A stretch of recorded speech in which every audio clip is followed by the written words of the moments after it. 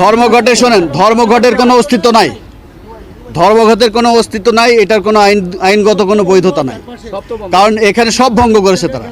এখানে metropolitan police commissioner থেকে একটা আদেশ জারি করা হয়েছে 30 দিনের জন্য, যাতে বিশৃঙ্খলা না হয়, সমাবেশ এই ধরনের ইয়ে না করতে পারে। শুধু নির্বাচনী প্রচারণা, নির্বাচনী যে সমস্ত কার্যক্রম এইগুলো ছাড়া ওইগুলো যাতে সুষ্ঠুভাবে হয়, যাতে নির্বাচনটা সুষ্ঠু হয়, অবাধে হয়, নিরপেক্ষ হয়, পার্টিসিপেটরি হয়, গ্রহণযোগ্য হয় এবং মানুষ যাতে এটা নিয়ে প্রাউড ফিল করে। সেখানে এই ধরনের একটা বিশৃঙ্খলা একটা জাতীয় নির্বাচনের আগে করা, এটা আমি তো কোনো অর্থ দেখি না। এটা কোনো, আমি খুবই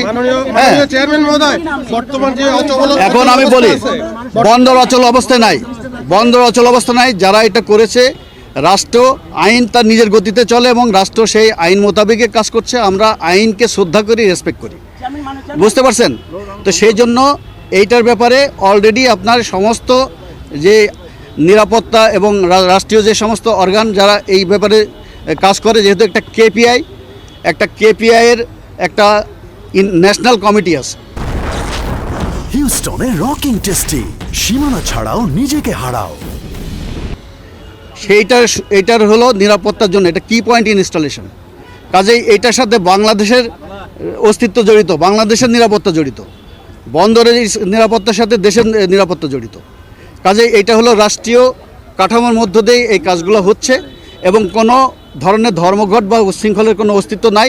সেটা আপনারা দেখতেছেন, সব গাড়ি চলতেছে। আমার কর্মচারীদের সাথে আমি কথা বলে আসলাম, তারা বললো সবাই যাবে, তাদেরকে যেন কেউ বাধা না দেয়। কেউ বাধা দিচ্ছে না।